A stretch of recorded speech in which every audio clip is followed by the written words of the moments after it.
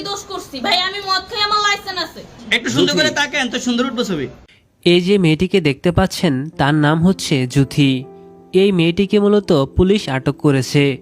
আটক করার কারণ হলো এই মেয়েটির সঙ্গে কিছু মাদক দ্রব্য পাওয়া যায়। তখন তার সঙ্গে একটি ছেলে বন্ধু ছিল।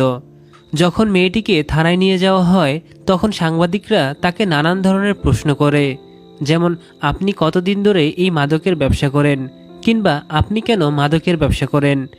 এসব প্রশ্নে মেয়েটি তখন রাগান্বিত হয়ে যায়। এক পর্যায়ে মেয়েটি বলে, আমি মদ খাই, আমার লাইসেন্স করা, আমি একজন সেলিব্রিটি পার্সন, আমার বারের লাইসেন্স করা আছে, আমি ফ্রেন্সি ডিলে আসক্ত না। এছাড়াও তিনি বলেন, আমাদের গাড়িতে যে মাদকদ্রব্যগুলো পাওয়া গিয়েছে সেগুলো তার নয়, তার বন্ধুর, এবং তার বন্ধু ইয়াবা খায়। এসব তিনি বলছিলেন এবং তিনি থানায় এসেছেন শুধুমাত্র তার বন্ধুর জন্যই। মূলত এই কথাগুলো বলেই জুথি নামের এই মেয়েটি ভাইরাল হয়ে যায়।